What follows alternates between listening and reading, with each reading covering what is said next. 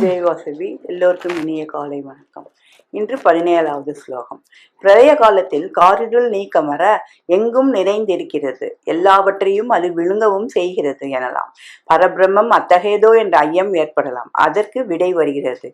ஜோதிஷாமபி தன் ஜயோதிஸ்தமஸ்தக பரமுச்யதே ஞானம் ஞேயம் ஞான கம்பம் ஹிருதி சர்வஸ்ய விஷ்டிதிம்.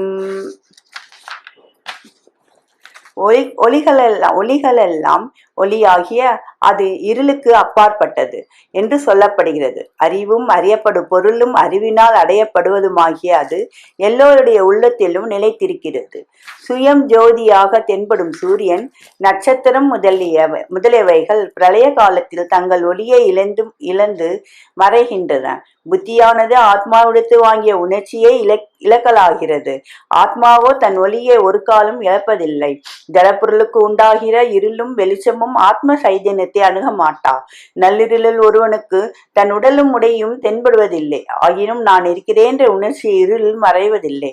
சூரிய வெளிச்சத்தில் அவ்வுணர்ச்சி அதிகமாக தோன்றுவதும் இல்லை. ஆத்ம சைதன்யத்தின் அறிவை கொண்டே சூரியனையும் அறிகிறோம், இருளையும் அறிகிறோம். அந்த ஆத்ம ஞான வடிவு அது தன்னை தானே அறிகிறது. அது தன்னை தானே சார்ந்திருக்கும் பொழுது தன்னை நிறை பொருளாக உணர்கிறது. அது ஆக ஆத்மாவால் அடைதற்கு உரியது ஆத்மாவே. அது ஹிருதய கமலத்தில் யாண்டும் நிலைத்திருக்கிறது. இதை பற்றி ராமகிருஷ்ணர் உபதேசிக்கிறார்.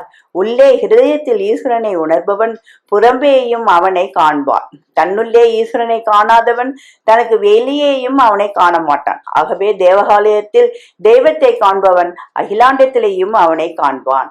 நன்றி, வணக்கம். இப்படிக்கு லதா சருப்பம் விசாசலம்.